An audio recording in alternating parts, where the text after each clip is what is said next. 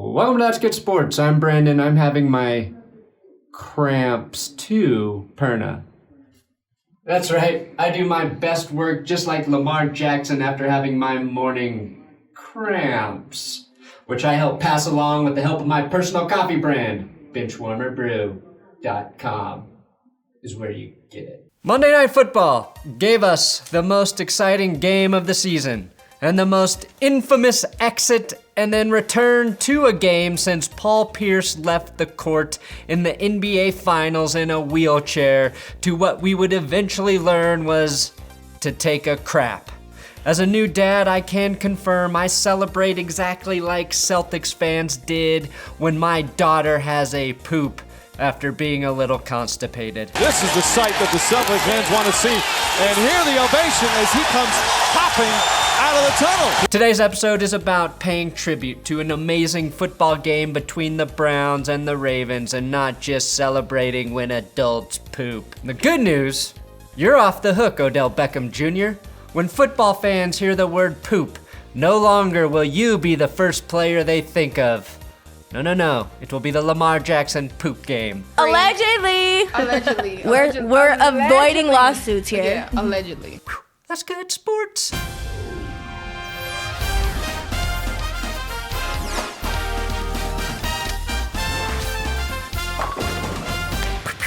For weird football recaps, please subscribe to this YouTube channel. I do have Big Dick Patreon shoutouts today. But first, a Patreon announcement for all $10 patrons. We will be doing a Zoom call this Thursday evening. And every month for all $10 patrons, we will be back on the Zoom meetings where we can just shoot the shit together. You can talk to me, I can talk to you, we can watch a little football on Thursday night, and it'll be fun. Shoutouts. I love you, Josh Lacey. Add me on OnlyFans at Mini Mickey. I doubt that your dicks are bigger than Mr. Perna's. Well, if you're referring to my dad, I'd say you're right. SCF Nerds, they have a YouTube channel, check them. Steven Keota. This is his friend donating, and you said his last name's sexier than it should be last time, so I wanted to hear it again. Tanner D with a yearly donation. Alex Lopez, Jared Abernathy, and Dylan Fire Pat Shermer, and give Drew Cox Dances with Horses Lock a chance. Sharp. Patreon.com/thatsgoodsports. That's where you support this channel. This Ravens-Browns run-out/shootout on Monday night was reminiscent of the Chiefs-Rams duel back in 2018 when LA bested KC 54-51 in a matchup that had the football world proclaiming it was the best game of the year, best game of the decade, hell, century. And that same sentiment applies to Ravens-Browns now. There were 9 combined rushing touchdowns in this game, tying an NFL record set in 1922, back when quarterbacks were too depressed to throw due to prohibition. There were 20 combined points scored in the final 2 minutes, which was the most since 2013, and both defenses stopped playing football in the second half, and each team traded touchdowns like Bill O'Brien trades elite talent. What a game this was. Now, the few Browns fans that were allowed into the stadium were loud as hell, so it felt like a real football game. There was an atmosphere in Cleveland. Hell, fans were fighting with each other just like the way it used to be.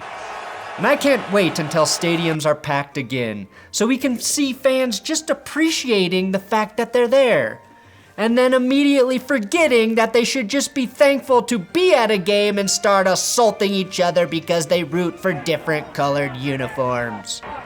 Well, I think Browns fans were actually already doing that earlier this year. At least we understand why Browns fans are always angry. A lifetime of misery. The first half of this game was fairly typical. Lamar Jackson had a rushing touchdown despite slipping and sliding all over the turf. Then he changed his cleats and immediately rushed for another long touchdown, having nearly as many rushing touchdowns as passing attempts in the first half. Despite Brandon Marshall not knowing what good quarterback play looks like, He lost. Do it in a win. You lost. Nobody's going to remember this next year. Baker Mayfield did play very well again, and the Browns leaned on their best player early in Nick Chubb. I don't blame Brandon Marshall, though, for not knowing what a good quarterback looks like. He played the majority of his career with Jay Cutler, so his perspective is skewed. The Ravens were ahead 21-14 heading into the half, but Baker Mayfield had a chance for a Hail Mary right before the half concluded. Instead of trying to throw a catchable ball, he just wanted to show off how strong his arm was by heaving the rock 70-plus yards downfield while also leading his receiver right into the goalpost. Baker, until you stop trying to get your ball catchers killed by inanimate objects, you'll never be considered elite.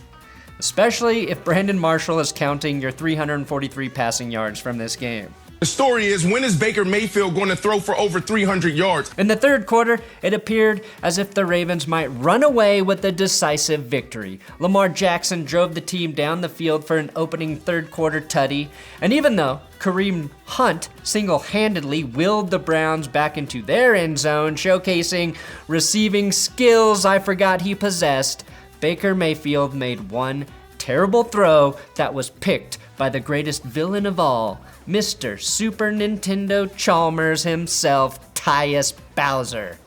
Now, J.K. Dobbins finished off that pick with an easy 1-yard rushing touchdown as Baltimore reclaimed a 14-point lead.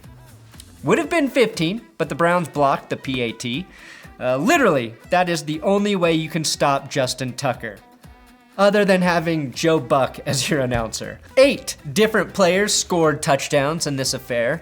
Both Baker and Lamar rushed to pay dirt, and once Marquise Brown stopped dropping every damn pass thrown his way, he scored as well.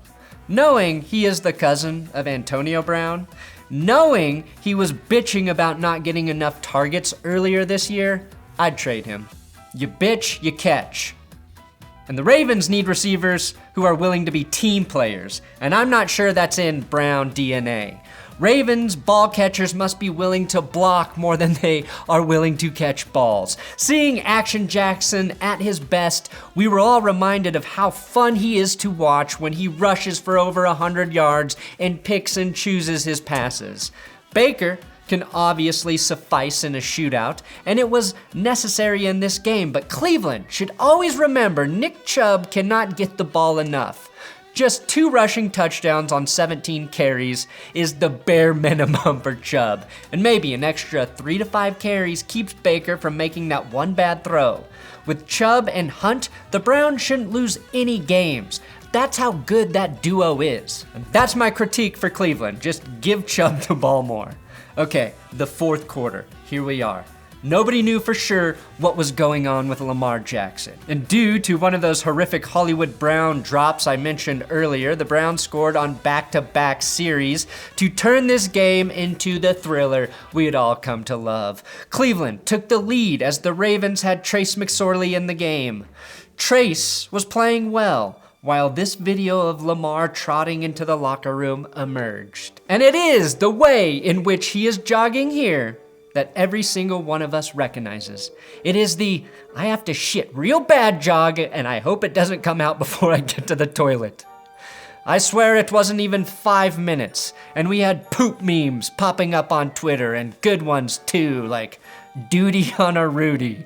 We were told Lamar had cramps and was getting an IV, but as many former players revealed, that seemed strange since cramps are typically a result of dehydration that occur in the humidity and in the heat, not the cold in Cleveland like Lamar claimed in his post-game presser. I was cramping. I ain't putting a Paul Pierce.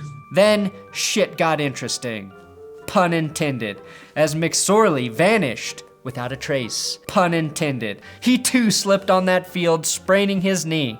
The world held its breath because God forbid the team that has 20 running backs have to run one play in the Wildcat. Let me tell you, as a Broncos fan, if you watch an entire football game with an emergency quarterback, you're gonna be bitter about that shit. But I digress, because then magic happened. Lamar trotted back onto the field, looking light, fresh, directly off of the toilet, or as I call it, the greatest bench spot on earth, and threw a fucking touchdown pass on his first play back in the game with shit still on his hands, becoming the first quarterback to rush for over 100 yards in an NFL game and throw a tutty after taking a turdy. The only way this could have been more glorious is if Lamar Jackson had a tiny little piece of toilet paper stuck to his long cleats. I'm not going to make a dropping the Browns off at the Super Bowl joke. I saw it a million times on Twitter, and unlike NFL memes, I don't steal from other people and claim it as my own.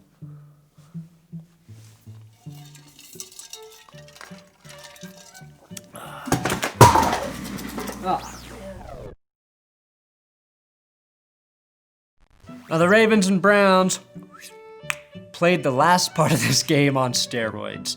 5 touchdowns were scored on the final 6 drives, I believe.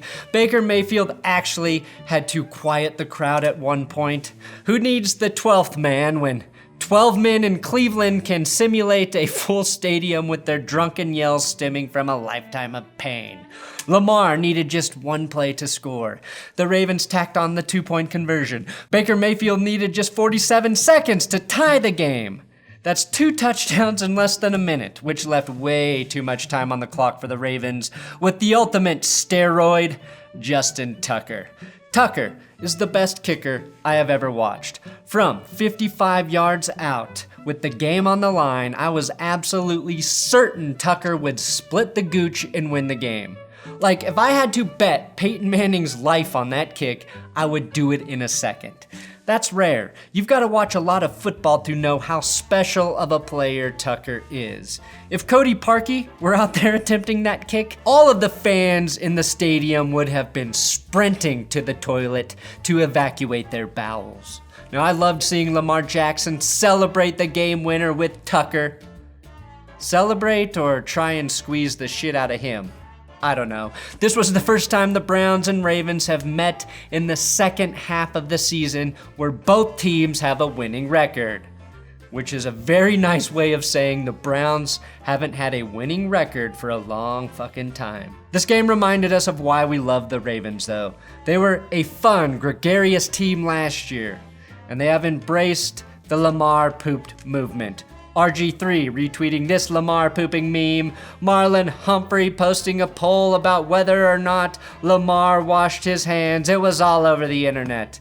And even though you lost, Cleveland, people are excited about your team again. Be proud of that. You just happened to lose because your offense scored too easily.